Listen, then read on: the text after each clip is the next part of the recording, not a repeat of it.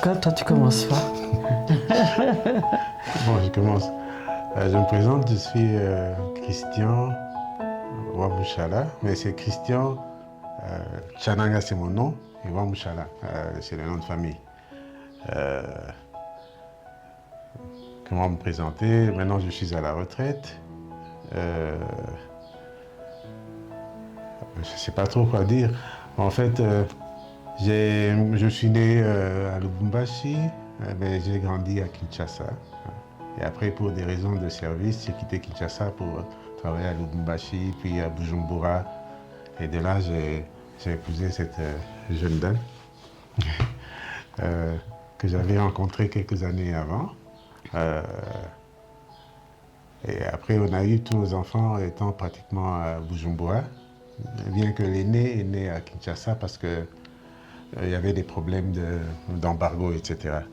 Et donc, on a passé beaucoup de temps au Burundi. Tous les enfants, là, ils connaissent mieux le Burundi que le Congo. Bon, maintenant, ils viennent de passer 10 ans ici à Goma, donc ça équilibre un peu les choses. Alors, comment nous nous sommes rencontrés? Je me présente d'abord, tu finis. Bon, vas-y alors, présente-toi. Moi, c'est Gisèle Tandoula, épouse Wamoucha, l'épouse de ce jeune homme, Christian.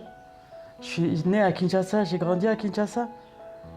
Et après, j'ai suivi ce jeune homme là où il devait aller. Comme on dit, on s'est rencontrés, on s'est mariés. Comme on dit toujours que c'est la femme qui doit suivre. Je ne sais pas pourquoi c'est toujours la femme qui doit suivre. Parce que l'homme est le chef. Parce que l'homme est le chef, la femme doit être soumise, donc elle suit l'homme. Je l'ai suivi là où il est parti. Nous avons, comme il a dit, nous avons vécu longtemps à Bujumbura. Mais ça ne nous empêchait pas d'aller, de revenir au Congo, de voir la famille au Congo. Je sers le Seigneur, je suis servante du Seigneur. Et autre chose que je fais bien la cuisine. Je suis restauratrice, pâtissière, donc je fais bien les gâteaux. Si vous êtes intéressé, donc je suis là. J'aime bien faire la cuisine, en fait. La cuisine, c'est ma passion. À part Dieu, c'est la cuisine, ma deuxième passion. C'est un peu ça. Et ce jeune homme va vous dire comment on s'est rencontrés. Ouais, donc, mais avant qu'on se rencontre, dans mon parcours, quand j'ai eu 20 ans, c'est là que j'ai rencontré le Seigneur Jésus-Christ. Et ça a été un tournant dans ma vie. Parce qu'avant ça, j'étais comme sont tous les jeunes, etc., avec des rêves, des combats et tout le reste. Mais j'ai rencontré le Seigneur Jésus-Christ et ma vie a changé. Et je me rappelle le jour où je l'ai rencontré, comme si c'était hier. C'était dans un camp biblique, c'était il y a très longtemps. Camp biblique. Il y a très longtemps, c'était un camp biblique organisé par la Ligue pour la lecture de la Bible. Bon, je suis arrivé là-bas avec des idées un peu farfelues, mais c'est là que j'ai rencontré le Seigneur. Un mercredi soir, le 18 juillet 1979, le prédicateur a parlé et puis ça a touché, j'étais pas le seul d'ailleurs, on a été plusieurs à nous être avancés, on a prié pour nous. Et après cette prière, tout est devenu nouveau, tout est devenu... alors il y a eu maintenant ce désir de servir le Seigneur et on s'est mis à le servir comme j'étais musicien à l'époque, avec nos guitares, et on chantait pour le Seigneur, on allait témoigner ici et là. Donc on a sillonné un peu une bonne partie de Kinshasa en servant le Seigneur comme ça. Et aujourd'hui, ça va faire 46 ans. Je me dis que c'était des moments précieux. Il est ancêtre, la nouvelle naissance. Cette rencontre-là était vraiment capitale. Chaque fois que j'y repense, je me dis vraiment Dieu m'aime. C'est pour ça que j'aime dire aux gens que Jésus est là, il nous aime, il veut nous faire du bien. Et alors, c'était après, ça faisait 6-7 ans déjà que je l'ai rencontré, mais ce n'était pas à l'église, c'était sur un terrain de sport. Il y a un Américain qui voulait répandre le frisbee à Kinshasa. Le frisbee, c'est ce sport-là qui se joue avec un disque, etc. Bon. Alors, il connaissait un de nos amis, il cherchait des jeunes pour commencer quelque chose. L'ami nous en a parlé, nous avons été là, mais il travaillait aussi dans les écoles secondaires. Et c'est là que, bon, elle faisait partie des filles du lycée Bossangani qui venaient là-bas. Donc, bon, on jouait sans plus. Et puis, bon, c'était vraiment sans plus. Hein, bon, sans plus, comment ils me critiquaient chez eux à la maison. Hein? Sans plus, comment vous pouvez venir au sport et vous critiquer une personne? À chaque fois, il disait à ses frères que cette fille-là, l'homme qui va l'épouser, vraiment va souffrir. Une fille fière comme ça. Alors, comment il peut dire sans plus? Non, ça ne tient pas debout. Non, c'est pas critiquer. Vous faites un peu de journalisme, non? Quand vous constatez quelque chose, vous venez vous rapporter, vous dites, c'était... Non, c'est parce qu'en fait, elle était quand même spéciale. Hein? Bon, les autres filles étaient en short ou quoi, elle était toujours en jogging, hein, long. Mais quand vous la regardiez, donc c'était... donc elle ne s'habillait pas par hasard, hein. C'était pour venir au sport, mais c'était bien ajusté, coordonné, etc. Et donc, à la voir comme ça, j'ai dit, oh là là, hein. Non, là tu exagères. Je ne portais pas des choses parce que en fait, je suis de nature très pudique. Donc généralement, j'aimais bien porter mon pantalon de jogging. Je me sentais plus à l'aise qu'avec des shorts. Bon, c'est bien qu'à l'époque, peut-être que c'est pour ça un peu changé maintenant, j'aimais bien m'habiller. Peut-être que c'est par là qu'il a... Puis même quand je vais au sport, je voulais être quand même... Hein, quand même à l'époque, c'était vraiment... Avant que je ne rencontre Jésus, c'était un peu des choses avec lesquelles je tenais vraiment. Donc être chic, être très bien habillé. Et j'ai rencontré Jésus... Il a fait du bien dans ma vie. Parce qu'avant, j'étais une jeune fille. C'est comme j'aime toujours dire aux gens que ceux qui reçoivent Jésus, ce n'est pas parce qu'ils avaient une mauvaise vie avant. On peut être bon mais perdu. Tu n'es pas dans la voie que le Seigneur veut. Il faut que tu reçoives Jésus comme ton Seigneur et Sauveur. Parce que souvent, on pense que recevoir Jésus est seulement donné à toutes ces personnes-là qui ont mené une mauvaise vie, des buveurs, des filles tête en l'air. Non, tu peux être une fille posée, mais tu as besoin de Jésus. Je crois que moi, je faisais partie de ces filles-là qui avaient besoin de Jésus. Et quand il est venu dans ma vie, il a changé beaucoup de choses. Et aussi, il a changé ma façon de voir. Je ne voyais plus le monde comme avant. Et une autre façon, ce que Jésus a apporté dans ma vie, c'était un peu la stabilité. Parce que je venais d'une très bonne famille, mais je trouvais que dans ma famille, il y avait beaucoup de choses qui ne marchaient pas. Alors souvent, j'aime dire que quand on voit une famille, vous venez d'une très belle maison, une famille dont les parents sont bien, vous êtes bien. Mais souvent, il y a tous ces problèmes-là familiaux qui font que ça vous vole cette joie-là, cet épanouissement qu'on cherche dans la vie. Et Jésus m'a aidé à avoir une vie épanouie. Parce que je me disais souvent, quand je regardais par moments mes parents, je me dis, si les mariages c'est ça, c'est quand même compliqué. Hein? Et moi, je rêvais d'épouser un blanc parce que j'avais toujours le sentiment que les Africains, il y a toujours ces petits problèmes-là. Moi, je rêvais d'un blanc, je ne sais pas. Donc, moi, je voulais mon blanc. Là, je me dis, si j'ai mon muzungu, j'essaierai un peu. Ça va m'éviter un peu certaines choses.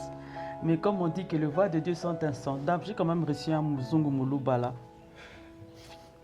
Mais c'était vraiment ça. Moi, mon projet, c'était tous ceux qui m'ont connu avant savaient que je leur disais que moi, j'épouserais un blanc. Et puis, ils me disaient qu'avec les manières que j'avais, ça passerait, quoi. J'étais un peu plus mince, mais en fait, moi, c'était ça. Mais Jésus a apporté cette stabilité. En fait, c'est pour dire aux gens, souvent, nous avons nos critères, mais Dieu aussi a ses critères. Et souvent, j'aime toujours dire que si on laisse à Dieu de nous diriger, il n'y aura jamais de faute. En fait, Dieu ne se trompe jamais. Et souvent, quand nous avons des corrections, c'est parce qu'en fait, nous avons voulu diriger notre vie par nous-mêmes. Et je crois qu'une des meilleures rencontres que j'ai eues dans le Seigneur, c'est mon mari, quoi. Bien que je ne voulais pas de lui comme mari, parce que c'était quelqu'un de très sérieux. Moi, j'aime pas les... C'était des hommes là, tu te dis, mais avec lui, il n'y a que la Bible à la maison, quoi. Donc, quand je le voyais, je ne pensais pas... Il a été romantique pour me faire la cour. Donc, pendant un temps, il s'est montré, tu vois. Tu vois, les frères qui aiment un peu... Il était très romantique. Tu sais que maintenant, ce romantisme-là me manque quand même. Hein? Je ne sais pas, c'est parce qu'on a vieilli qu'il n'est plus...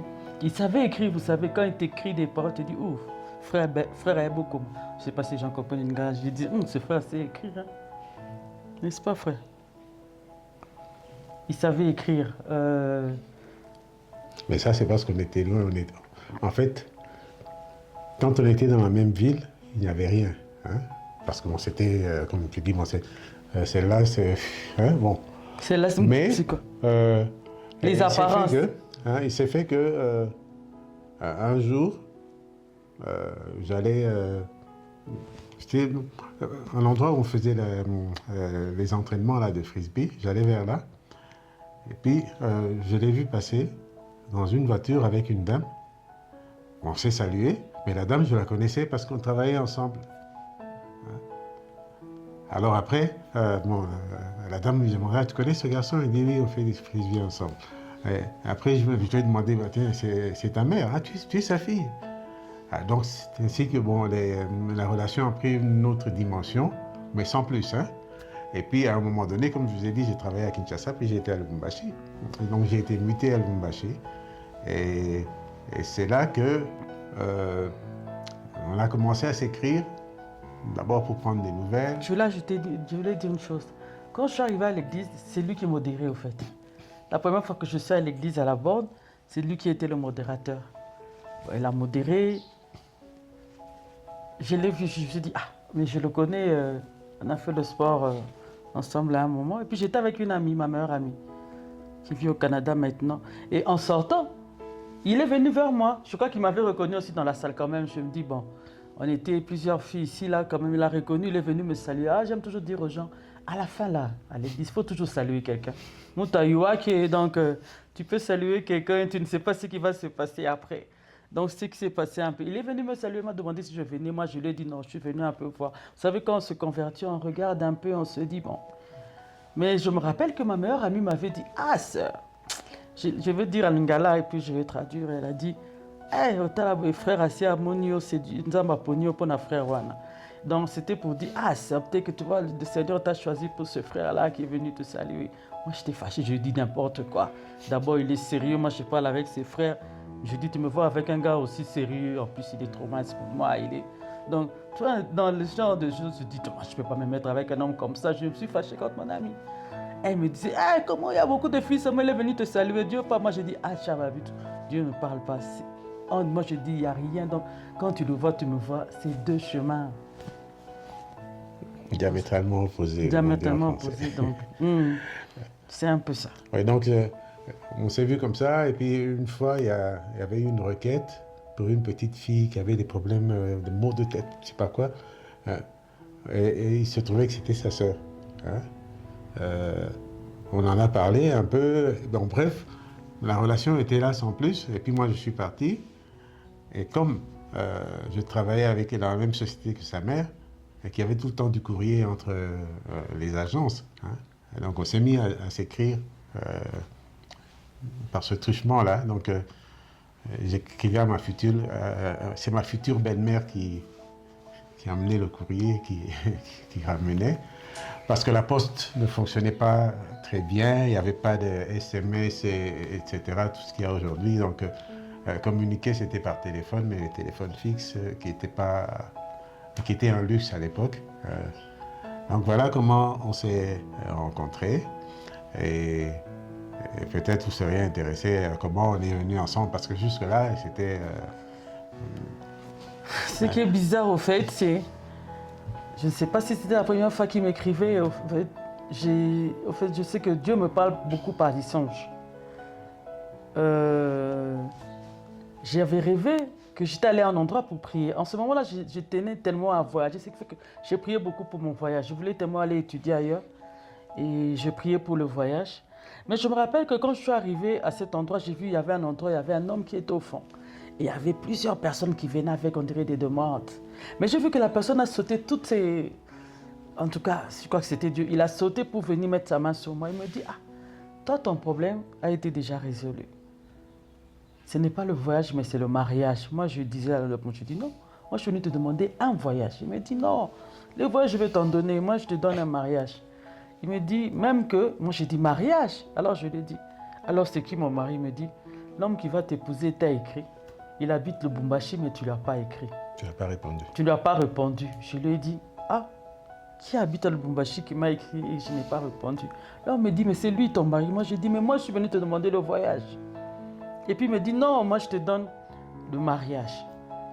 Mais retiens qu'il habite le Lubumbashi, il t'a écrit, mais tu n'as pas répondu. C'est lui ton mari.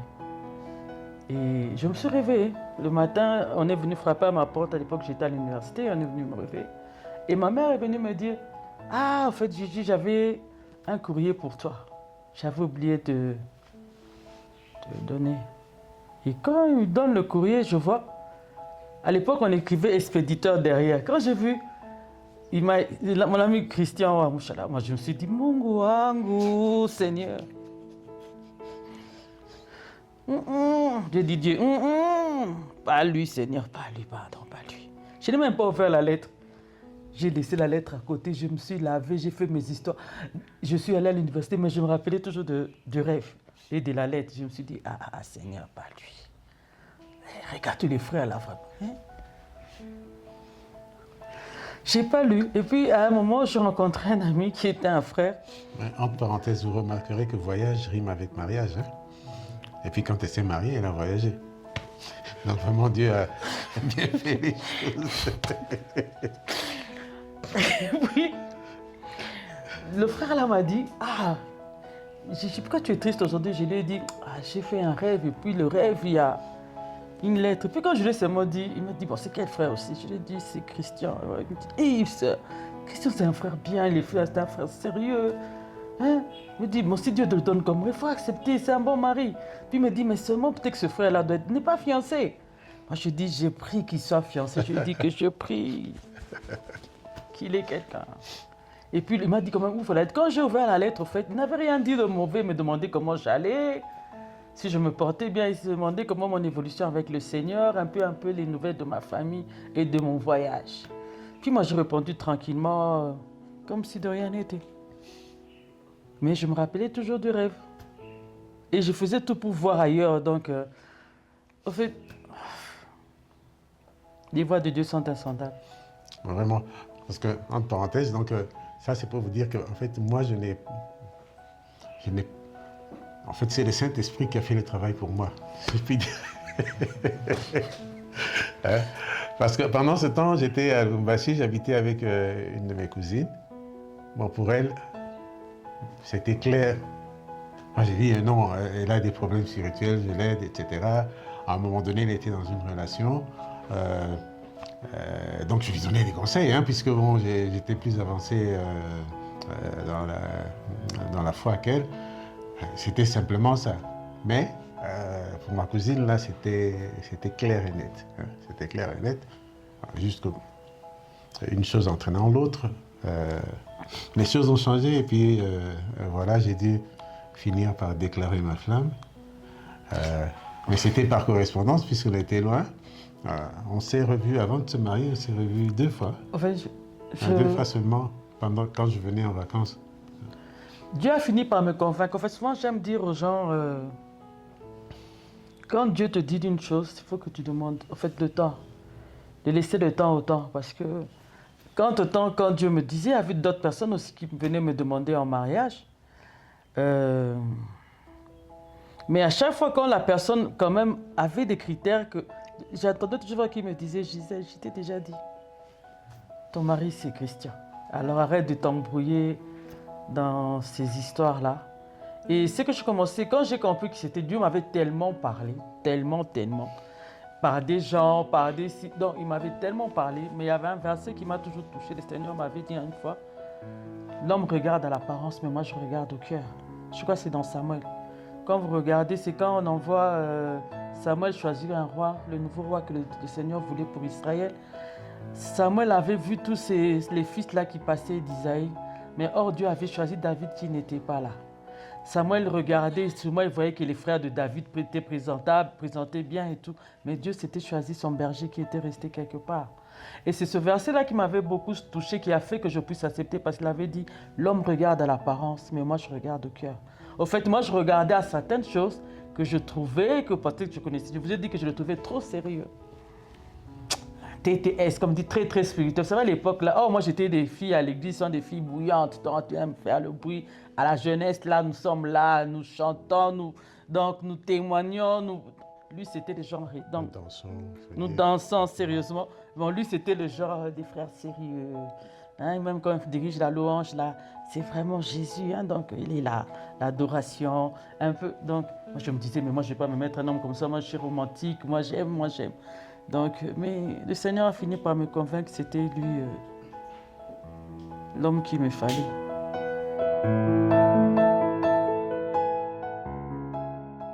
Il m'a beaucoup touché par sa façon. D'abord, ça va choquer beaucoup. Il aimait, bien que j'ai dit qu'il était très spirituel, il aimait le Seigneur. Ça, j'ai tenu vraiment un mari qui aime, qui craint le Seigneur. Mais sa façon d'écrire, le Seigneur me savait. Au fait, le Seigneur nous connaît. Alors, je crois que le Seigneur avait permis qu'il utilise les mots qui pouvaient me toucher. Donc, c'est par les paroles. Il avait de très belles paroles. Donc, quand il t'écrit, toi-même, tu lis le poème, tu dis, ouh. Donc, il touchait là où le cœur. Il y a une expression là, mondaine, il dit, et si comme est bétaka, donc là où le cœur bat, lui il savait trouver les mots qui viennent. Et à un moment, un jour, je ne sais pas, il m'a dit qu'il m'aimait. En fait, il avait d'abord commencé par m'écrire, tu vois, quelqu'un veut dire comme il ne veut pas dire. Il te dit, il fait, lui, il a un peu de genre, donc il vient là, et puis un jour, il m'a dit, tu sais que je t'aime et j'aimerais t'épouser. Hein? Donc il m'a dit. Il m'a dit directement ça, qu'il m'aimait, qu'il aimerait m'épouser, qu'il avait... Bon, moi, à l'époque, je disais aimer, je venais d'une déception, donc... tu sais, quand quelqu'un te dit aimer, tu te dis, bon... Bon, lui m'a dit qu'il m'aimait, que c'était vraiment du sérieux qu'il voulait m'épouser. C'est qu'il m'a dit qu'il pensait que j'étais la femme qu'il lui fallait. Moi, je savais que c'était lui, mais... Bon, je me taisais, quoi. Je voulais qu'il écrive, m'envoyer des cartes, là. C'était quelque part dans la maison avec des... Tu avais toujours des jeux de mots, vous savez, donc des choses là qui touchent. Quand c'est la Saint-Valentin, maintenant bien qu'il n'aime plus ce genre d'histoire là, mais à l'époque, tu sais, pour toucher mon cœur, il y avait toujours quelque chose pour sa Valentine. Il avait... En fait, moi, j'aime bien les cadeaux, mais j'aime plus... Je suis, en fait, vraiment, j'aime bien les mots, tu vois. J'aime cette sensibilité de quelqu'un qui sait parler à l'autre. Ce qui manque un peu beaucoup de savoir parler à l'autre, être sensible à l'autre, voir quelles sont ces choses que je peux dire qui peuvent toucher l'autre. Lui, c'était la parole. Comme on dit qu'il y a ceux qui ont liloba, comme disent les Kinois dans les paroles.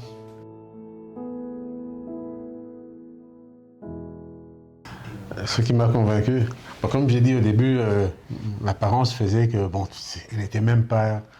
donc je ne pouvais même pas y penser. Mais les circonstances ayant fait que nous parlions, la première chose que j'ai découvert qu'elle était alors complètement différente de ce que je pouvais imaginer. Elle avait de la maturité. Donc, à voir comment elle s'habillait là, on pouvait penser qu'elle n'est que dans les futilités, etc. Non, c'était pas ça. Elle était vraiment mûre et raisonnait bien.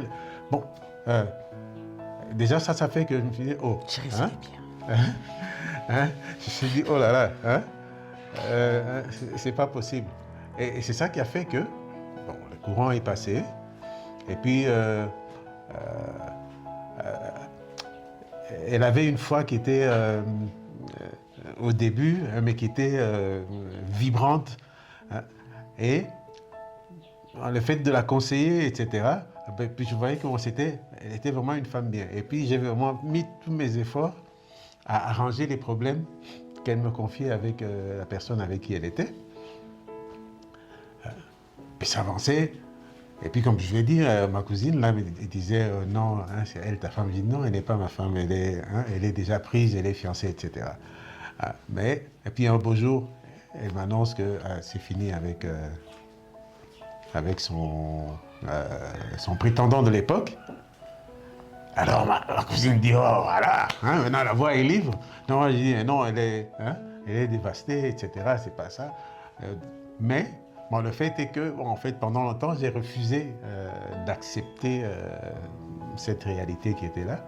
Mais on s'était vraiment rapprochés pendant ce temps.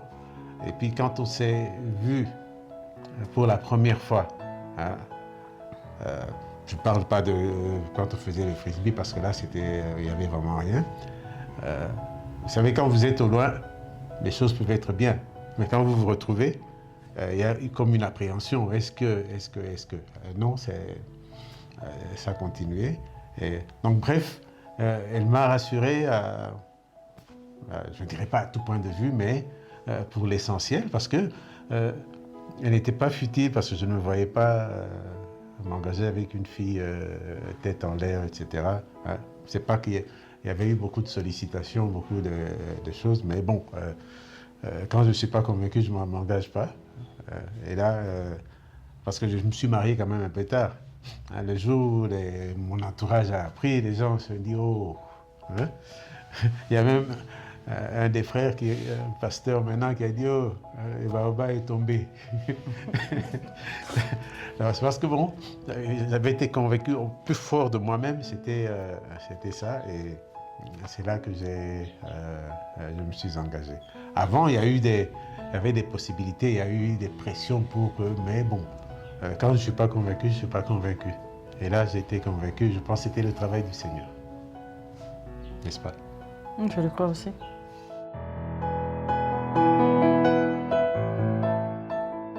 Bon, ça ne faisait pas beaucoup parce que je crois qu'il y avait un courrier 1 ou 2 fois par semaine. Hein? Parce que si c'était à la poste, ça pouvait faire des semaines, même des mois. Hein? Mais là, j'étais sûr que si je remettais le courrier, parce qu'il y avait des jours où ça partait, si je le remettais, c'est au maximum 1 semaine, il était arrivé. Donc ça ne prenait pas trop de temps. Bon, bien qu'aujourd'hui, si vous attendez 2 jours, vous trouvez c'est trop parce que c'est... WhatsApp, Instagram. Bon, ce que j'aime chez cette petite-là, c'est qu'elle a un naturel et une spontanéité hein, qui font qu'elle touche. Hein. Même si aujourd'hui vous avez une rencontre ou c'est pas quoi qu'il doit s'adresser à vous, les jeunes, etc., vous verrez que ça accroche directement. Parce que c'est quelque chose qu'elle n'a pas perdu. C'est pétillant, c'est naturel.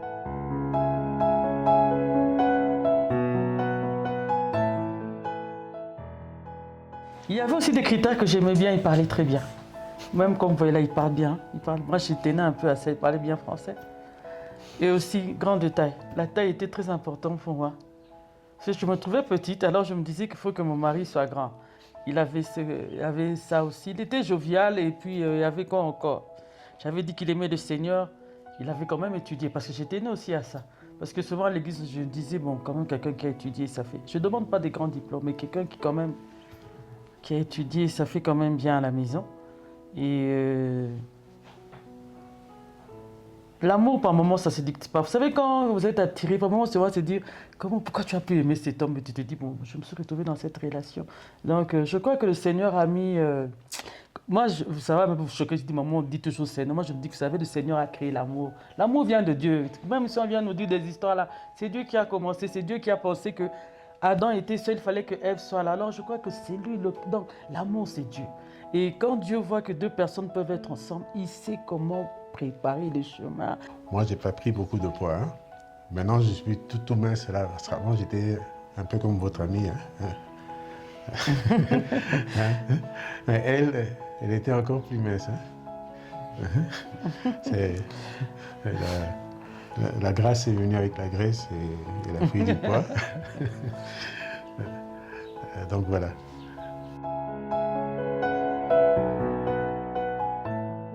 Bon,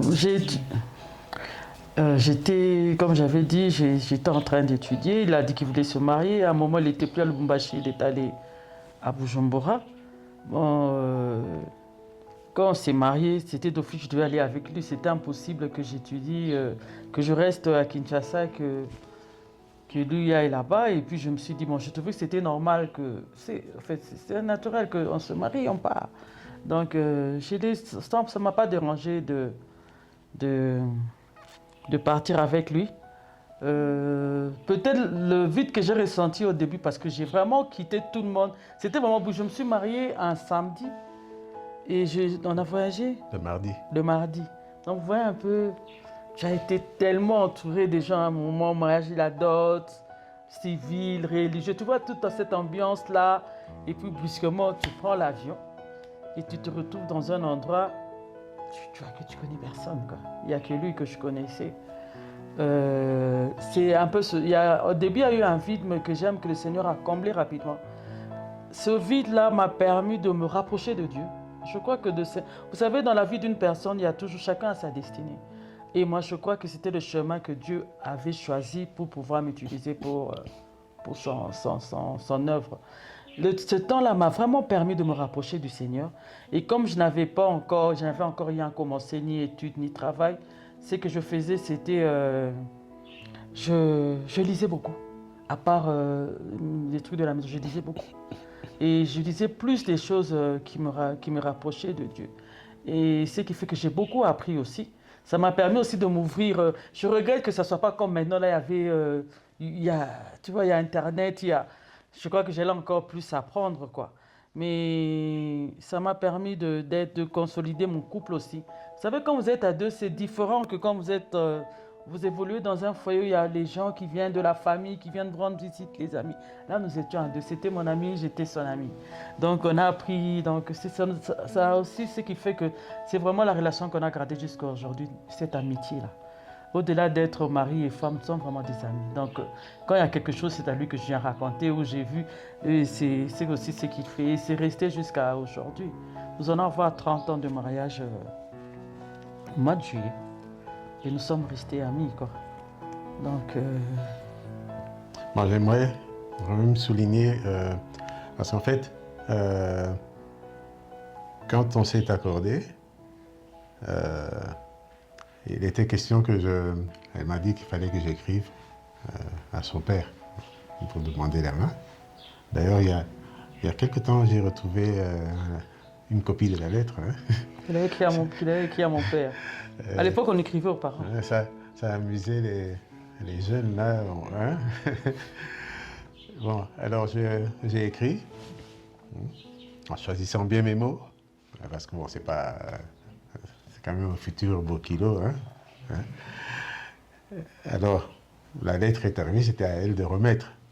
Elle a dit qu'elle a peur. Elle a peur pourquoi? Parce que pendant des années, son père me répétait à elle, parce qu'elle avait aussi 2 sœurs, que ne m'amenez pas à Moulouba ici. Pas parce que il avait quelque chose contre les Balouba, mais simplement parce que dans un deuil d'un des collègues comme ça, ils avaient été, le collègue était Moulouba. Alors le traitement qu'on avait infligé à la veuve était dégradant, on l'avait obligé à se promener dans la rue torse nu, etc. Alors il avait été tellement choqué par ça, il s'est dit, aucune de mes filles ne peut épouser un Moulouba parce que subir des choses comme ça. Alors, donc il a répété ça tout le temps.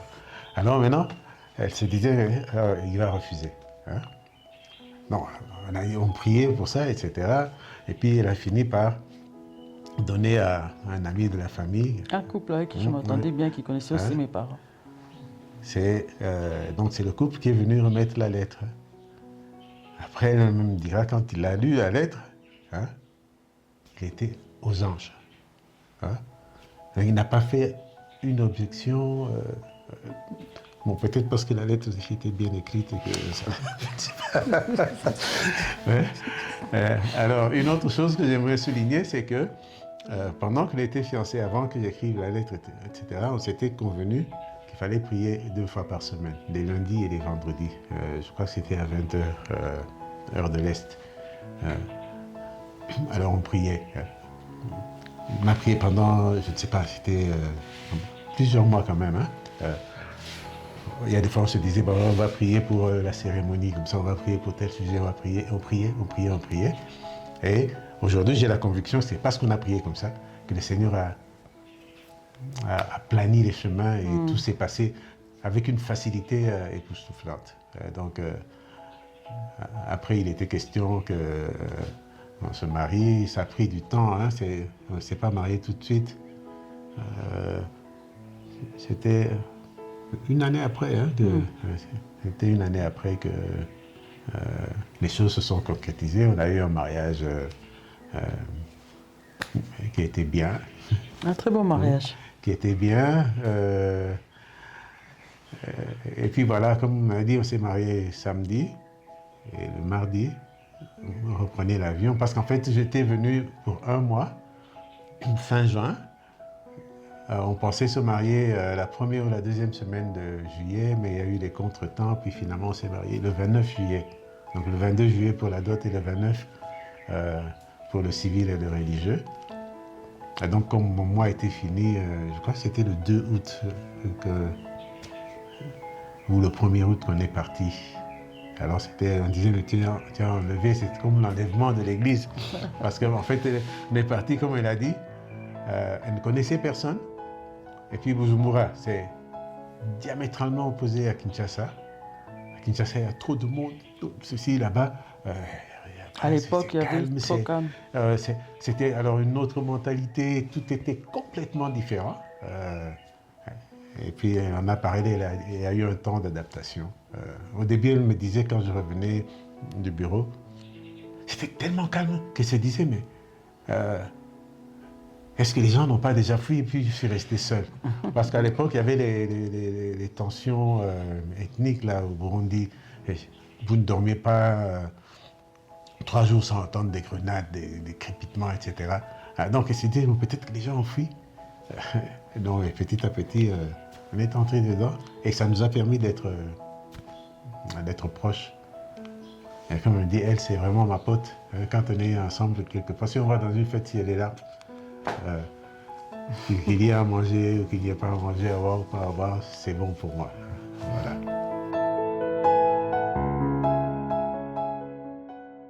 Tu vois, les gens nous posent toujours cette question-là. On pose cette question. Cette question revient tout le temps. C'est vrai que ça semble beaucoup.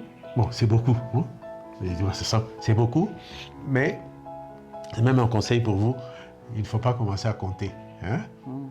Je me rappelle, elle me disait que quand, pendant la fête, là, quand on vient, on entre dans la salle, il y a un de ces gens parce qu'elle a dit qu'elle était heureuse, elle a dit non, il faut attendre d'abord 5 ans. Hein? C'est après 5 ans que tu pourras dire. Hein? Bon, pour lui, c'était 5 ans. Mais, en fait, on ne se marie pas.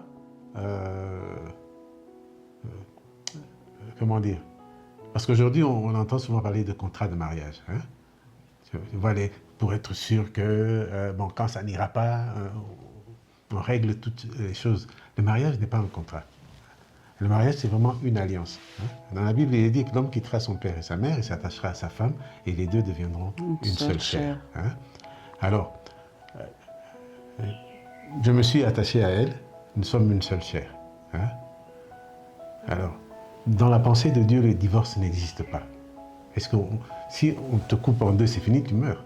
Hein? Or, si on a une seule chair qu'on se sépare, donc spirituellement, c'est la mort. Et Dieu n'a pas prévu ça. Dieu a prévu que tu deviens une seule chair. Il a prévu le cadre de la famille pour que les deux qui sont une seule chair aient des enfants, que les enfants soient dans un cadre heureux, où il y a la paix, il y a la joie, il y a l'amour. Hein? Et alors les enfants s'épanouissent. Hein? Si les enfants grandissent avec des parents qui s'insultent tout le temps, qui se battent, etc., ces enfants sont blessés. Et les blessures causent beaucoup de dégâts dans la société. Or, ce n'est pas le plan de Dieu. Donc, comment on endure? C'est en restant attaché à Dieu. Hein?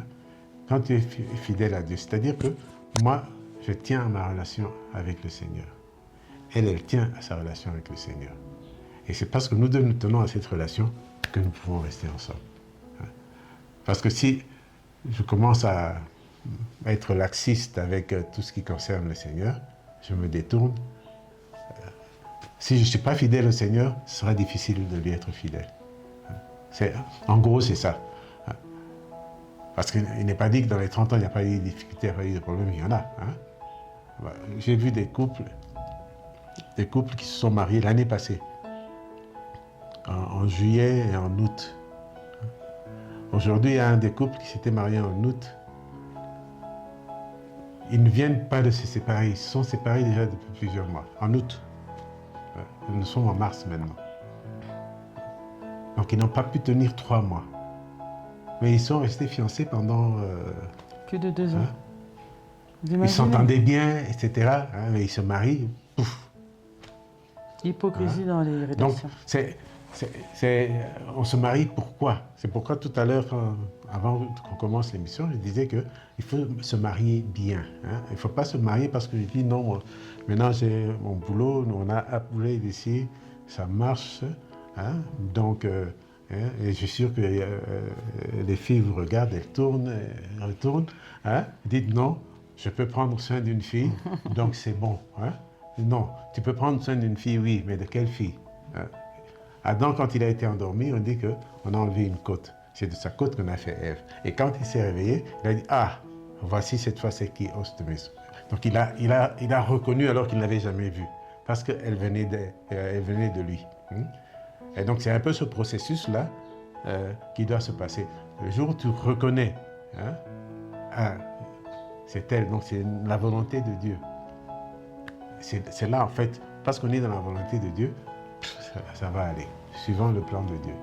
Et qui viennent des problèmes, on est ensemble. Et même quand il y a des problèmes, c'est ça qui nous rapproche. Alors que quand ce n'est pas la volonté de Dieu, et les problèmes viennent, ça fait que il y a le moi qui prend le dessus, etc. Et puis on voit beaucoup de couples se séparer parce qu'ils sont passés par une épreuve, soit financière, soit il y en a qui, parce qu'ils ont perdu un enfant, la douleur est tellement forte, ils se séparent. Moi, je ne comprends pas ça. C'est vous deux qui avez perdu, la douleur est forte, au lieu de vous rapprocher, de vous soutenir, vous vous séparez. Et en se séparant comme ça, chacun avec sa douleur va faire des dégâts chez d'autres personnes. Et moi, je voulais dire aux gens, j'aime souvent, ça c'est ce que j'ai fait personnellement, savourer chaque jour. 1 mois, 2 mois. En fait, comme je suis là, je ne rêve pas de mes 35 ans. Chaque jour, je bénis le Seigneur pour ce temps qu'il me donne. Je bénis le Seigneur pour les enfants que j'ai. Nous avons eu 5 enfants. Et comme j'aime toujours dire, dans 30 ans, il n'y a pas seulement eu la joie. Il y a eu aussi des moments où on a pleuré. Il y a eu des épreuves, il y a eu des moments... Ce que j'aime toujours dire, mais comment fais-tu pour te sortir de tout ce que tu vis, en bien comme en mal? Des épreuves, comment tu les vis? Parce que je ne fais plus partie ou je ne crois plus à ces couples-là. Peut-être c'est votre génération, toujours dans les statuts, on poste que tout va bien, on poste... Moi, je crois aussi quelque part, vivre bien, c'est aussi avoir aussi une vie cachée quelque part. Je ne sais pas comment vous l'expliquer, mais avoir sa vie privée, se donner dans sa famille, c'est qu'on montre à l'extérieur, qu'on le montre aussi à la maison. Parce que généralement, on peut montrer autre chose à l'extérieur, à la maison, on vit autre chose. Donc, être vrai, comme il a dit, être vrai, les deux, soyons vrais dans notre couple. Apprenons à être vrais. Beaucoup de couples ne sont pas vrais. Il y a beaucoup de couples qui vivent dans l'hypocrisie. C'est pour cela souvent il y a ce genre de problèmes. Ou ne vivent que pour les enfants. Ça, c'est une des choses que je n'ai jamais voulu. Je ne suis là qu'à cause des enfants. Non, non, non. Il faut qu'il y ait toujours de l'amour, que vous soyez vrai. Vous savez, se parler aussi, je crois que pendant 30 ans, pour arriver à 30 ans, se parler sincèrement. Savoir reprocher à l'autre. Parce que moi, c'est ce que j'aime toujours dire aux gens. C'est lui qui peut voir certaines choses que toi, tu peux constater que tu n'auras jamais le courage de venir me dire. Mais si ça passe par lui, il peut me faire la remarque. Moi, je peux lui faire la remarque. Je crois que pour passer 30 ans ensemble, on apprend aussi à reprocher, à dire à l'autre sincèrement, non, ça ne va pas. On doit changer. Ça, on doit... Il ne faut pas toujours être là, oui, oui, oui, oui, oui. Et après, quand ça craque, on se sépare. Non, c'est dire la vérité, se corriger, revoir certaines choses, se dire, ah là, j'ai pas bien fait, reconnaître ses torts, ses fautes. Les pardons aussi est très important dans un couple. Hein. Savoir pardonner et ne plus revenir. Ah, toi, quand on s'est disputé, tu m'avais dit ceci. Pourtant, tu avais dit que tu as pardonné, tu m'as dit ceci. Ce genre de choses. Et vous, les jeunes, vous qui parlez beaucoup, surveillez vos bouches, parce qu'il y a certaines choses qu'on se dit. Quand, dans le couple, là, quand les choses ne vont pas bien, ce sont des choses qui font mal au cœur et ça reste. Même si tu viens là avec des... Comme maintenant, là, je vois toujours, il y a des jolis bouquets. Et les gens d'aujourd'hui, vous savez aimer. Quand je regarde seulement les bouquets que vous offrez, je me suis dit, waouh. Donc, même quand je regarde vos fêtes de mariage, je me suis dit que vous vous donnez. Donc, au-delà des fleurs, au-delà des cadeaux, la sincérité, le comportement. Je crois que le mariage aussi tient par le comportement. Quel comportement tu affiches dans ton foyer, dans ta maison. Très important. Disons que c'est vrai et faux en même temps. C'est-à-dire que si tu dis qu'elle a toujours raison, alors que tu es convaincu qu'elle a tort, tu vas entrer dans l'hypocrisie dont elle vient de parler. hein. C'est-à-dire que tu vas accumuler des choses. Alors comment tu gères toutes ces choses-là? Il y en a qui peuvent tenir longtemps, mais à un moment donné, ça risque d'éclater et puis c'est là que ça se termine très mal. Donc non, elle n'a pas toujours raison, elle se trompe, parce que dans la pensée de Dieu, c'est l'homme qui est le chef. Hein. Paul dit, Christ est le chef, hein. Le chef de l'Église, l'homme est le chef de la femme. Hein. L'homme qui est le chef, la femme est là, et puis il y a les enfants. Et puisque c'est lui le chef, c'est lui qui est responsable devant Dieu de la famille. C'est pour ça que quand Adam et Ève ont péché, c'est Ève qui avait franchi, mais Dieu ne s'est pas adressé à Ève. Il a dit pourquoi tu. Hein? Il n'a pas dit pourquoi tu as cédé, pourquoi tu n'as pas résisté, non, il dit pourquoi tu. Parce que c'est lui le responsable. Donc l'homme est le responsable, il doit pouvoir ramener les choses quand il faut. Mais elle a toujours raison dans ce sens que c'est quelque chose que j'ai appris d'un auteur. Ce livre-là, je l'ai même perdu, je ne sais pas. Lui, en gros, il disait quoi? Que quand il y a un problème de couple, hein, c'est l'homme qui a tort. En gros, c'était ça. Pourquoi il dit ça? Il dit, si tu vois que ta femme, brusquement, elle commence à se comporter d'une façon qui n'est pas bien, hein, au lieu de commencer à attaquer, etc., arrête-toi, pose-toi la question, pourquoi? Elle ne faisait pas ça, elle a commencé à faire ça, pourquoi? Hein? Alors, en réfléchissant comme ça, tu vas te dire, bon, peut-être que j'ai fait quelque chose. Hein? C'est pour ça qu'elle réagit comme ça. Ou alors, je n'ai pas fait quelque chose, elle réagit comme ça. Et souvent, c'est ça. C'est parce que, bon, je fais des choses et puis, pouf, elle réagit comme ça. Je prends un exemple, je crois que c'était Jamie Buckingham qui écrivait. Il dit que un jour, d'habitude, quand sa femme fait des choses, on fait du jus, des trucs comme ça, on donne à tout le monde. Et un jour, il voit elle appelle les enfants, ils sont là. Et puis lui, c'est comme s'il n'existe pas. Hein? Il dit, qu'est-ce qui se passe? Est-ce qu'on ne me voit pas? Puis il a dû se lever pour aller là, mais il était choqué. Hein? Et après, quand il demande à sa femme, elle dit, mais toi, rien n'est jamais bon pour toi. Ah non, c'est trop salé. Ah non, et ça brûle. Toujours des remarques, etc. Donc, fais-le toi-même. Donc, quand on le fait comme ça, tu n'es jamais content. Mais elle a fait ça parce que c'était en réaction. Lui ne se rendait même pas compte, hein, que son attitude l'a blessé sa femme. Et c'est parce qu'elle était blessée qu'elle a. Alors ça, c'est un petit exemple, mais ça peut. Donc, elle a toujours raison, oui. Mais non, c'est-à-dire que l'homme doit user de discernement, analyser les choses et à un moment donné dire non, en tant que chef de famille, je dis non, ça ne se passera pas comme ça, et assumer. Tu veux parler? Non, je te laisse parler. Bon, une vie de couple extraordinaire, c'est d'abord, bon, parce que nous conseillons des candidats au mariage, hein, on veut dire quand on est fiancé, le monde est beau, hein? On s'entend bien, on aime rester ensemble. Quelqu'un a dit que les fiancés n'aiment pas prendre les transports, ils aiment marcher parce que là, ils sont longtemps ensemble, ils peuvent échanger, etc. On prend plaisir à être ensemble. Et quand on est resté 2, 3, 4 heures ensemble, qu'on se sépare, allez, dès qu'on arrive à destination, allez au téléphone, on ajoute 2, 3, 4 heures encore. Le temps, c'est comme si le temps s'est arrêté. Alors maintenant, quand on se marie, il faut que cette amitié-là, cette ambiance reste. C'est-à-dire que je prenne plaisir à être avec mon épouse. Quand je vais travailler, je passe beaucoup de temps au travail, mais quand le travail est fini, j'ai l'envie, hein, de la voir, de parler avec elle, de partager, etc. D'ailleurs, quand elle était à Bujumbura, qu'elle ne connaissait pas grand monde, je crois qu'elle me téléphonait une dizaine de fois par jour, hein, quand j'étais au bureau. Hein? Alors, on habite la même maison, etc. Mais donc, hein, ben c'est ça. Quand on est vraiment les amis, les prédicateurs disent ton prochain le plus proche, hein, c'est la personne que tu épouses. Hein? Alors, donc, cette personne doit être ton ami. Hein? Je ne dirais même pas meilleur ami, mais ton ami tout court. Hein. Les autres sont des amis à certains niveaux, mais là, ton ami, si ça reste, ça dure, on est épanoui, tout le reste vient bien. Parce que sinon, dans le mariage, il y a beaucoup de comédie. Hein. Il y a beaucoup de comédie. Vous voyez, en couple, là, il y a tension, on ne s'entend pas, etc. Hein. On s'engueule plus ou moins fort, hein, mais il y a tension. Et qu'il y a pipi, il y a les visiteurs. Hein.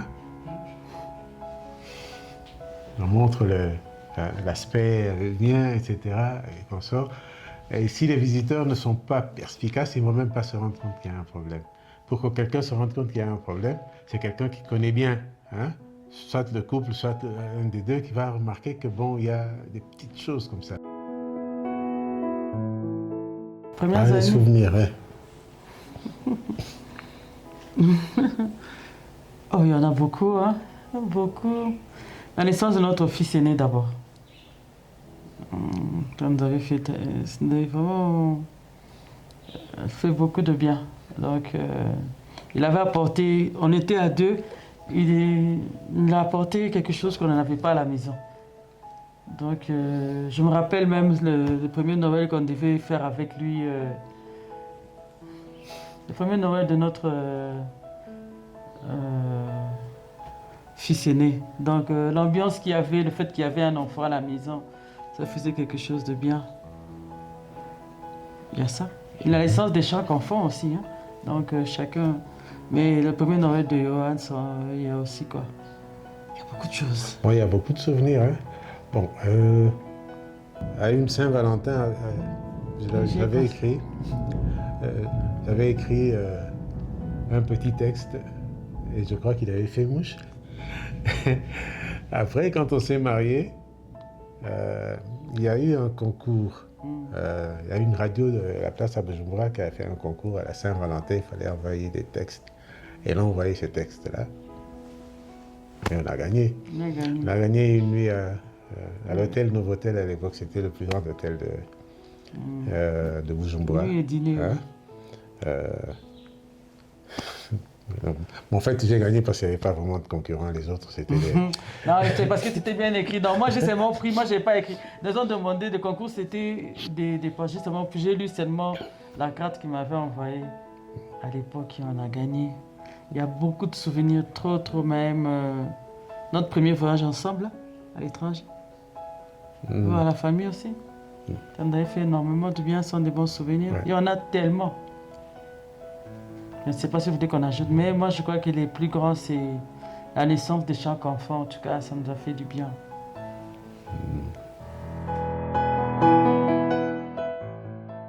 Moi je peux parler, je crois qu'il peut parler de ça. J'ai passé presque une année malade. Une maladie, je suis tombée malade.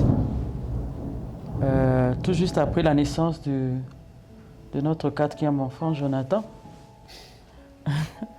Je suis tombée, je crois. Jonathan est né en décembre et en février, j'ai commencé à faire une insuffisance cardiaque qui a causé beaucoup de choses. Après, donc, je suis restée presque une année malade, quoi.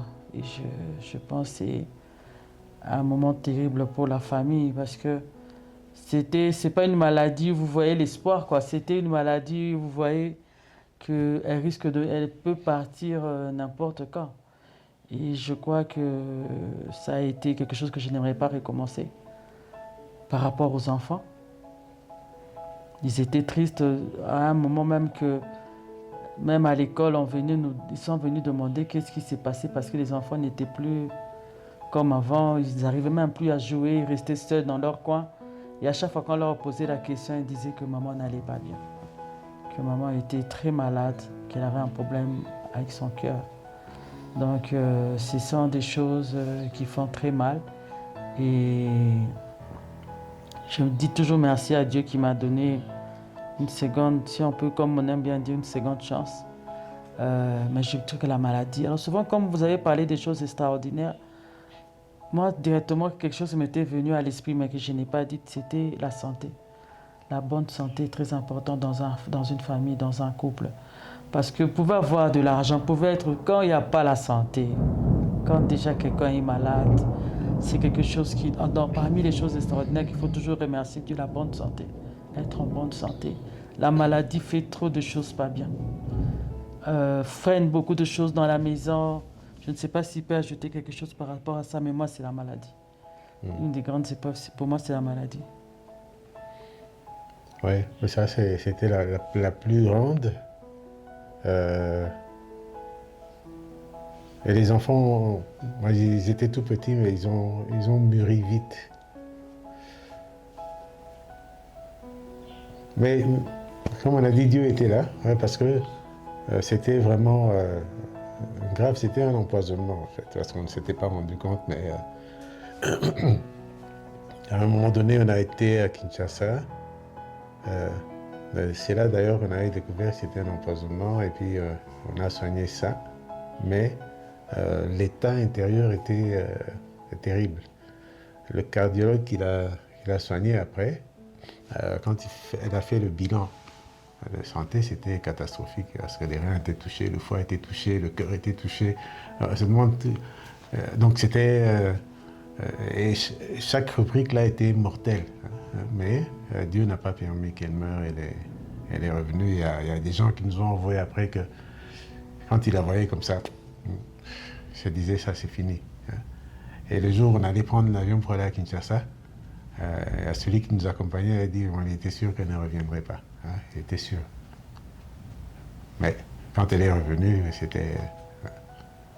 elle était devenue mince un peu comme avant qu'elle se marie, mais elle était toute noire. Noire, alors noire vraiment, noire. Le noir, là, quand on la ça revoit vient comme ça, c'est... du fait que j'avais un problème de circulation de sang. J'ai fait une embolie pulmonaire. Alors souvent le médecin expliquait que quand le sang ne circule pas bien dans le corps, la peau est cyanosée, donc ça devient... Normalement c'est bleu quand on est blanc, mais quand on est noir, là, ça fait une couleur là bizarre.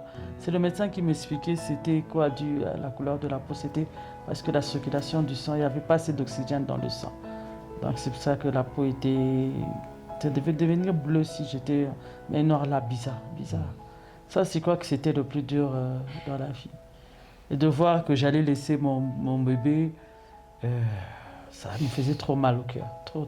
Je me disais, trop mal. Laisser les enfants, c'est ce qui me faisait vraiment souffrir. Mais on est là. Nous sommes là, Dieu nous a gardés en vie, nous le bénissons pour ça. Ouais. Je crois que c'est ça la plus grande épreuve, la maladie. Nous partageons souvent des traditions qu'on aime bien. Si pas prier ensemble, mais partager certains passages de la Bible. Ça nous vient souvent. Ou quelque chose où j'ai appris, où j'ai entendu par rapport à la Bible ou par rapport à une prédication. Ça, on le fait souvent.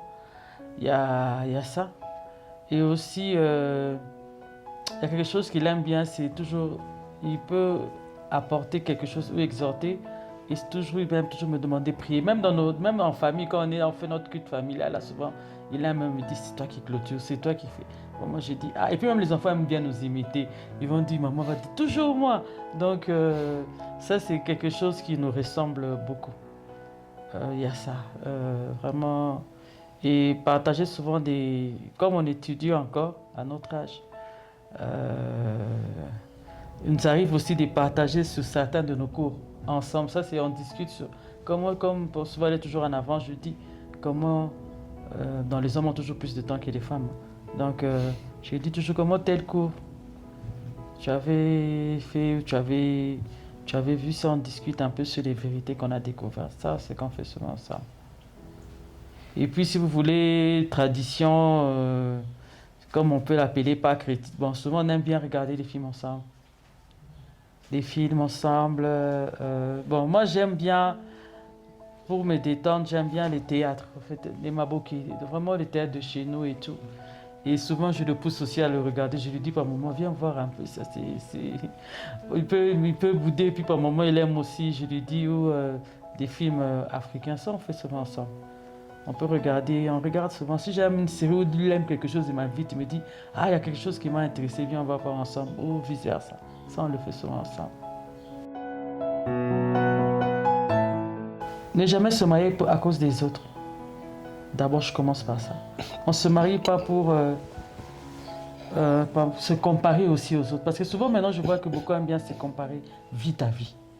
Beaucoup de couples ont des problèmes parce qu'ils ne veulent pas vivre leur vie. Contente-toi de ce que tu as. C'est très important dans un couple. Se contenter de ce qu'on a. Quand vous commencez, vous êtes jeune, vous savez, vous connaissez vos moyens, vos limites. Contentez-vous de ce que vous avez. En tout cas, n'allez pas au-delà de vos moyens. Ça, je conseille. Parce que les finances, c'est un problème qui détruit les couples. Donc, dès le départ, soyez vrai. Je dis toujours à l'homme, sois vrai, à la fille, sois vrai. Je dis à l'homme, si tu gagnes 500 francs, dis-lui que je gagne 500 francs. Ne viens pas lui dire que je gagne 5000 francs. Dis-lui, voilà, le jeune homme là que tu aimes là, je ne gagne que 500 par mois. 500 francs, il saura que tu gagnes 500 francs.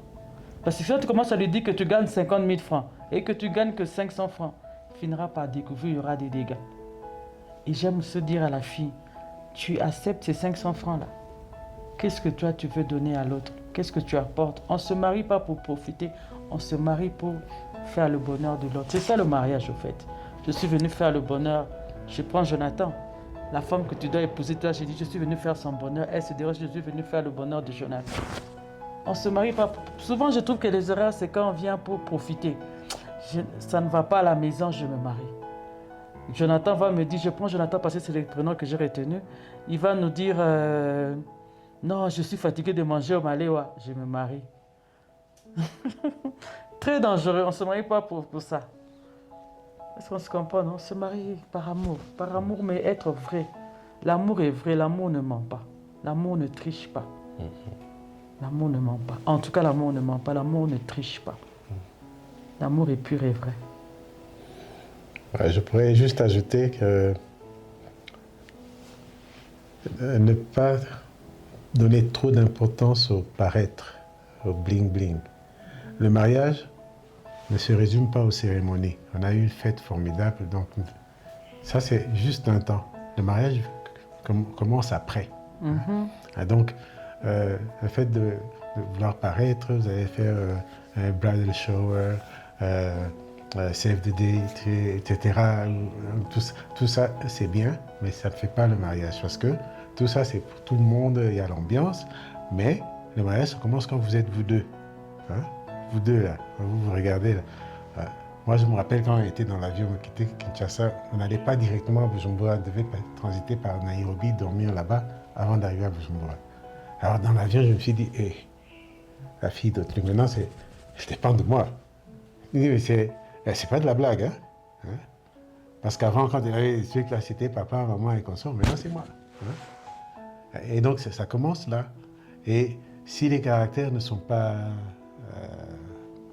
bien harmonisés, hein, tu vas voir il y a des sautes d'humeur qu'il n'y avait pas quand on était fiancés, parce que là on roulait, tout allait bien. Hein, et on fait comment? C'est là que ça commence. Il faudra gérer ça. Il y en a qui ont commencé tout de suite en une semaine. Ça explose. Ça ne veut pas dire qu'ils se séparent. Il y en a qui ont commencé comme ça, mais qui ont fini par trouver le rythme et puis ils sont restés ensemble. Hein. Gloire à Dieu. Mais maintenant, c'est de moins en moins ça. Donc le mariage commence à ce moment-là. Hein. On ne cherche pas... comme il a dit, on vit au niveau où on est. Hein. Parce qu'il y a tel autre couple qui s'est marié. Eux, ils ont déjà une voiture. Nous aussi, on doit avoir une voiture. Ou bien si on a une petite voiture, non, on veut avoir la voiture dont les jeunes parlent. Je ne sais pas quelle voiture vous savez. Hein, on veut avoir ça parce que quand j'ai ça, j'arrive là, regarde, non. Hein, si on ne peut pas avoir une voiture, hein, la voiture ne fait pas le bonheur. Hein. Le bonheur, c'est l'amour qu'il y a entre vous. Il y a une belle atmosphère. C'est-à-dire que quand tu es loin, tu as envie d'être là parce que quand tu es là, tu es bien. Hein. C'est ça, entretenir ça, et après le reste peut venir. Hein. La Bible dit chercher d'abord, premièrement, le royaume et la justice de Dieu, et tout le reste vous sera donné en plus. Hein. C'est-à-dire quand on est, et c'est dans le mariage qu'on peut vivre une vraie vie chrétienne. Il y a des chrétiens très spirituels, hein, avant, puis on arrive dans le mariage, ça ne marche pas. Parce que l'intimité fait qu'il y a des choses qu'on ne peut pas cacher. C'est vrai qu'il y a des gens qui arrivent à cacher, hein, mais il y a des choses qui vont ressortir. Hein. Et quand on était fiancés, on venait, on restait ensemble, etc. Puis chacun rentrait. Quand on s'est disputé, aujourd'hui je ne veux pas la voir, hein, je ne veux pas le voir. On fait 1 ou 2 jours après on se voit. Mais là, vous vous êtes disputé, vous êtes là. Hein? Vous dormez dans le même lit, vous vous réveillez. Hein? Alors, vous gérez ça comment? Si vous ne gérez pas ça bien, ça va exploser. C'est pour ça qu'on a parlé du pardon, on a parlé d'être vrai, etc. Tout ça, c'est ça que... il faut voir le mariage comme un édifice qu'on est en train de construire et non pas comme un château qu'on nous donne, non. C'est-à-dire que petit à petit, petit à petit. Donc les jeunes, là, si vous arrivez dans le mariage, moi quand j'étais jeune, les aînés me disaient non, si tu as un lit, tu peux te marier. Je dis, hein? J'ai dit, ils sont fous, quoi. Hein? Mais ils n'étaient pas si fous. Hein? C'est-à-dire, si tu arrives dans le mariage, hein, j'ai vu des couples qui disaient qu'ils ont commencé, ils dormaient sur des nattes, même pas un lit, sur des nattes. Hein? Et après, ils ont acheté leur premier lit. Ce lit-là a une grande importance. Ils n'avaient pas de télévision, etc. Puis, ils ont eu une télé. Hein? Et nous aussi, on a une télé. Et puis, ils ont eu leur premier salon tout neuf, parce qu'avant, c'était quelqu'un qui leur avait refilé un vieux salon. Puis, donc, on construit. Hein? Et petit à petit, hein, on arrive, et quand les jeunes vont voir, après, ils commencent à envier, ils ne savent pas qu'on vient de loin. Hein? Le mariage, vraiment, ça se construit. Et quand on construit comme ça, on est solide. Et il y a aussi des centres d'intérêt. Donc, les mêmes centres d'intérêt, très important. Qu'est-ce que l'autre aime? C'est très important. Donc, moi, j'aimais le tennis quand on s'est marié. Tellement que j'aimais le tennis, lui aussi s'est intéressé au tennis. Il y a certaines choses que l'autre aime. Et il y a toujours des choses, en fait, il y a des intérêts là qui vous font que vous êtes aussi ensemble. Peut-être que l'homme, il y a des hommes qui aiment le foot, mais la femme n'aime pas le foot. C'est pas grave. Mais il y a des femmes qui ont commencé à aimer le foot parce que l'autre aimait le foot. Donc tu vois qu'il aime bien, donc il est dans ça. Donc moi j'aime dire que dans un couple, ayez des centres d'intérêt, des choses, des loisirs ensemble. C'est très important de sortir ensemble. J'aime toujours dire, pas toujours aller à Serena. Vous pouvez aller même au coin là, moi j'aime à Kinyumba, là tu peux manger les brochettes, ça coûte pas cher. Vous faites moi, sortir, c'est pas toujours aller dans des endroits là qui coûtent si cher. Mais regardez, là on peut être ensemble à deux, on peut boire quelque chose de bien, on partage ensemble et ça nous fait aussi du bien. Rester par moment tout le temps à la maison aussi, c'est pas bien. Sortez. Sortez ensemble, hein, faites des promenades, mais allez quelque part ensemble, ça fait du bien. Il ne faut pas toujours être là en train de compter. Hey, quelque chose, tout d'un coup, Samara dit non. Sortez.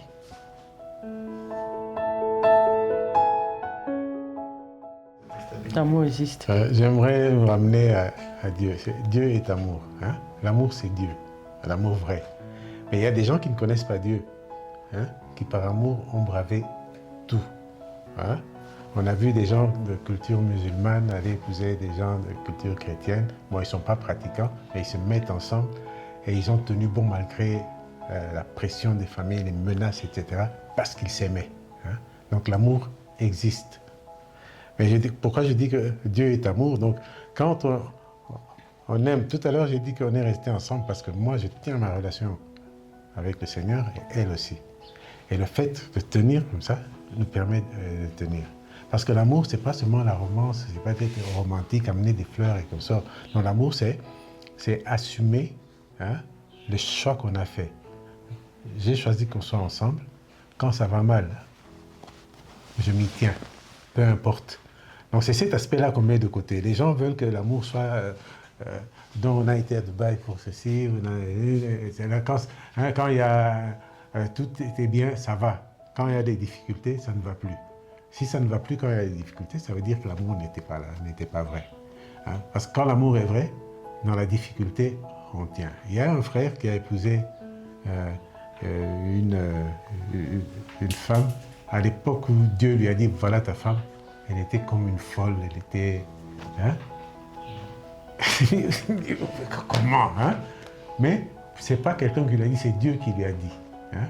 Il a serré le cœur, il l'a épousée. Hein? Et ils ont vécu heureux, etc. Ils chantent ensemble. Je ne sais pas si vous avez entendu parler du couple Bouloba. Hein?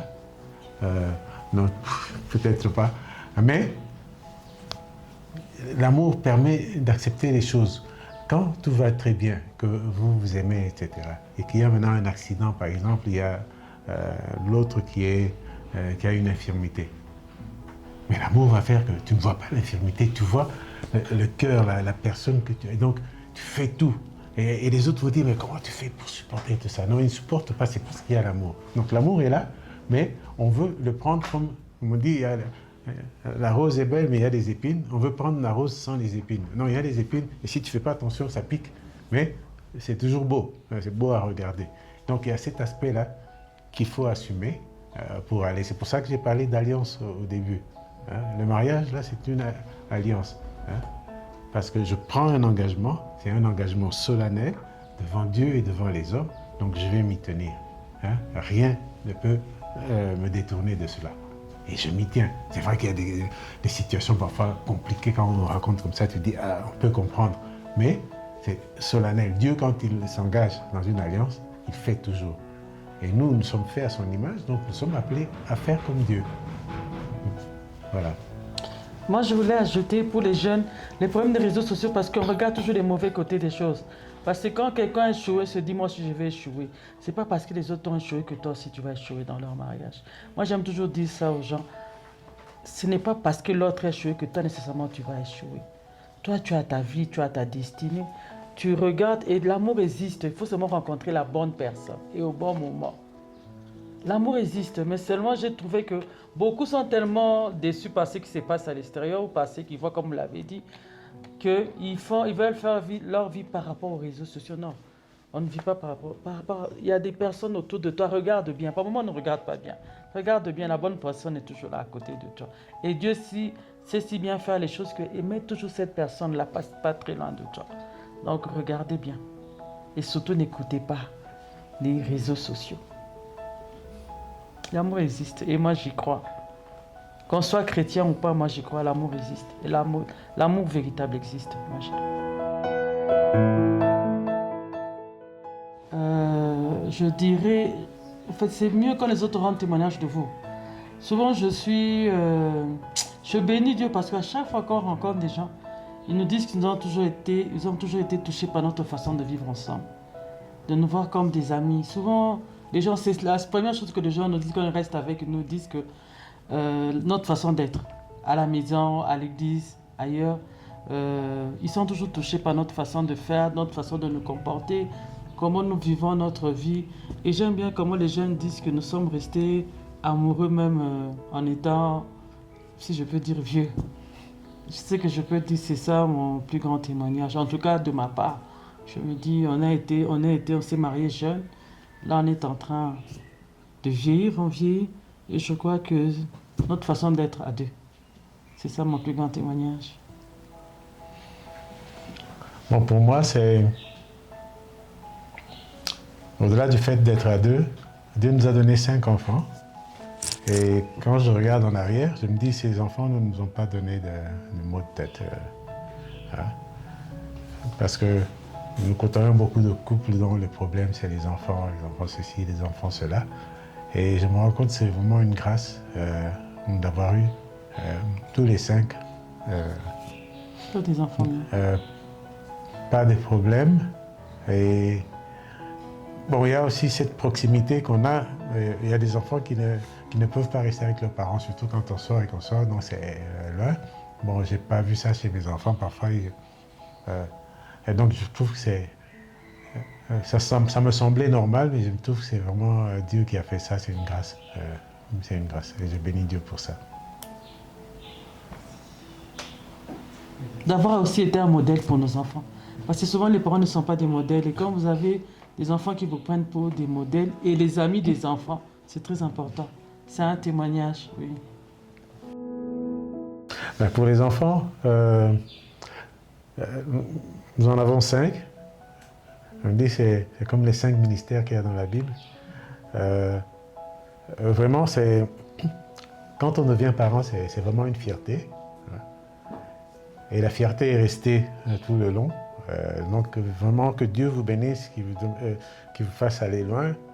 Et que pour toi, Jessica, qui est mariée à Zef, continuez à aller de l'avant. Merci pour Maëla Alma. On lui a donné mon nom, donc c'était un honneur un disciple. Et pour les garçons, que dire de plus que ce soit vraiment soyez des vrais disciples, soyez des hommes que les femmes veulent avoir comme beau-fils. Hein? Prie Dieu, vraiment donne-moi un beau-fils comme cela. Voilà, c'est ça ma prière. Et soyez des bénédictions là où vous êtes. Ah, moi, les enfants, 5 là, c'est vraiment une bénédiction. Souvent, les parents ont dit que non, non, moi, vraiment, les enfants sont une bénédiction. Sans mes amis, c'est vraiment un appui. Je ne sais pas ce que j'aurais fait s'ils n'étaient pas là. Je me rappelle même quand les 3 là sont venus, les 2 sont venus. Quand vous regardez, il y a quand même une grande différence entre les 3 premiers et les 2 derniers. Et généralement, quand le 4e est venu, je me disais, ah, tu vas encore mettre au monde. Mais généralement, maintenant, je me dis, si ils n'étaient pas là, les 2 là, la maison serait bizarre. Donc Dieu ne se trompe jamais. Et je les aime en tout cas. Comme j'aime toujours dire, j'ai Jérémie qui aime toujours dire, je suis ton seul. Parce que Jessica, la fille, aimait toujours dire quand elle demandait quelque chose, maman, je suis ta seule fille. Alors maintenant, son frère, celui qui vient avant, lui disait, maman, je suis ton seul deuxième fils. Donc c'est pour dire, chacun est son seul à sa manière. Et je les aime. Et Maëla, c'est vraiment notre joie, notre bonheur. Maëla, c'est notre petite fille. Donc c'est la joie, la gratitude. C'est vraiment le plus beau gâteau qu'on nous a offert pour nos 30 ans de mariage. C'est Maëla. C'est vraiment le plus beau cadeau que le Seigneur pouvait nous offrir.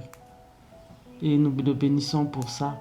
Et comme mon cher et tendre mari l'a si bien dit, c'est une prière que j'ai toujours fait pour mes garçons. Que en tout cas, que chacun, la belle-mère ou le beau-père voit, se dit, ah, si ce garçon pouvait être mon gendre, ça serait une très bonne chose. Là où ils iront, qu'ils réussissent dans leur foyer.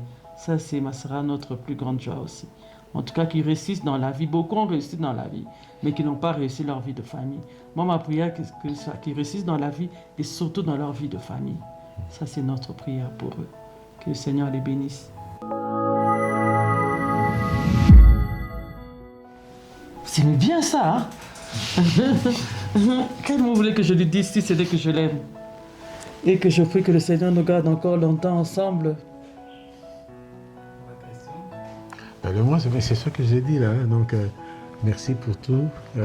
Merci pour ce que tu es, pour tes sautes d'humeur, pour tes taquineries. Merci pour la cuisine, hein, parce qu'avec elle, on mange bien. Merci.